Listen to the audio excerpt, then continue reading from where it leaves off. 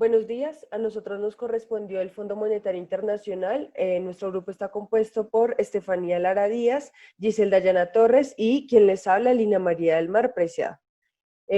Cómo vamos a estructurar nuestra presentación es de la siguiente manera. Primero, vamos a abordar qué es el Fondo Monetario Internacional. Segundo, vamos a hablar del papel de Colombia en la organización. Y tercero, vamos a hablar de la política exterior actual frente al Fondo Monetario Internacional.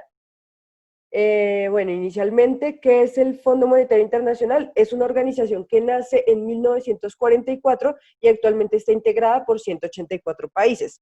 Dentro de los objetivos propuestos que tiene en su acta de constitución son, primero, promover la cooperación monetaria mundial; segundo, asegurar la estabilidad financiera; tercero, facilitar el comercio internacional; cuarto, promover un alto nivel de empleo y crecimiento económico sustentable; y quinto, reducir la pobreza.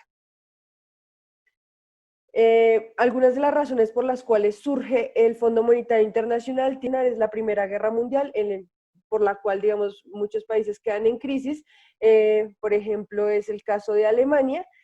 En 1922 y 1923, Alemania ya tiene una deuda muy grande por, digamos, la financiación de la Primera Guerra Mundial y no puede pagar las reparaciones, lo que la lleva a que imprima más billetes y genere una hiperinflación en el país. Estos eventos que acabo de mencionar llevan a que en 1929 se dé la Gran Depresión. Y bueno, ¿qué pasa en la Gran Depresión? Los países luchan por equilibrar sus presupuestos y se paraliza el comercio internacional.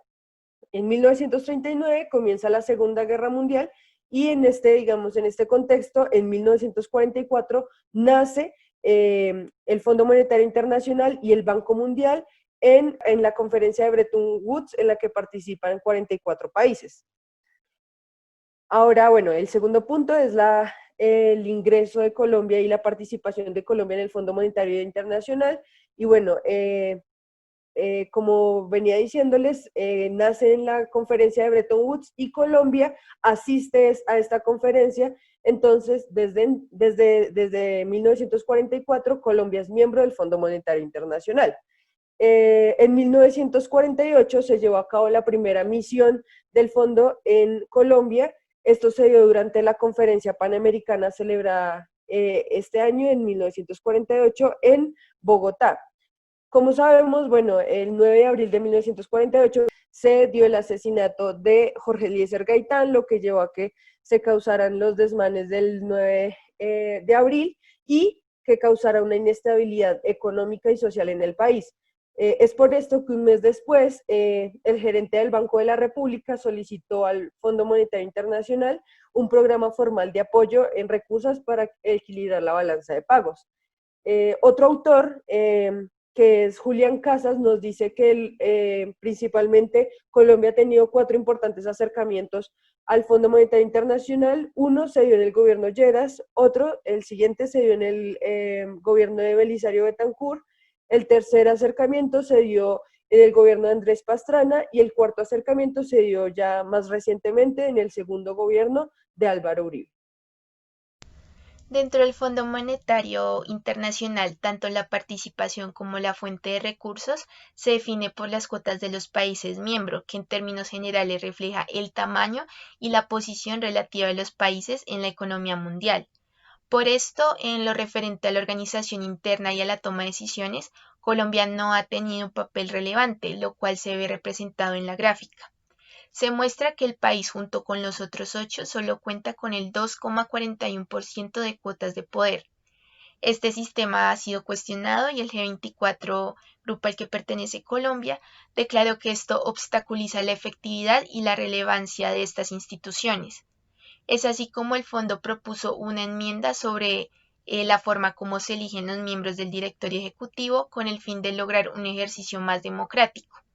Colombia ha realizado los trámites internos de aprobación de esta, lo cual se plasmó en la Ley 1631 del 2013. Un hecho también relevante fue el nombramiento de Leonardo Villar como miembro del directorio ejecutivo del fondo y como representante no solo de Colombia, sino de países como México, España, Venezuela y otros 4 países de Centroamérica. Otro aspecto de la relación fue el papel del fondo como organismo consultor, al cual Colombia no dudó en recurrir en varias ocasiones. La tendencia en este aspecto fue la solicitud de desembolsos de crédito para poder enfrentar la crisis, la cual generalmente era causada por la caída de los precios del café. La gráfica muestra a Colombia como el principal receptor de créditos en el periodo del 53 al 73. Esta tendencia también se plasma en los acuerdos para el acceso de la línea de crédito flexible, instrumento que Colombia solicitó desde que el fondo lo creó. Sin embargo, las relaciones no estuvieron exentas de discusiones. En los 40 el compromiso era frenar los problemas de la balanza de pagos, frente a lo cual se dieron los primeros enfrentamientos en las negociaciones del acuerdo. En los 50 se posicionó el tema de la tasa de cambio y el papel del gerente del Banco de la República como interlocutor con el Fondo Monetario Internacional. Las autoridades colombianas tuvieron flexibilidad en la ejecución de las recomendaciones realizadas por el organismo. En la gráfica se muestra la corrección del desequilibrio en la balanza de pagos, pero el Fondo Monetario criticó la política monetaria que contribuyó a presiones inflacionarias.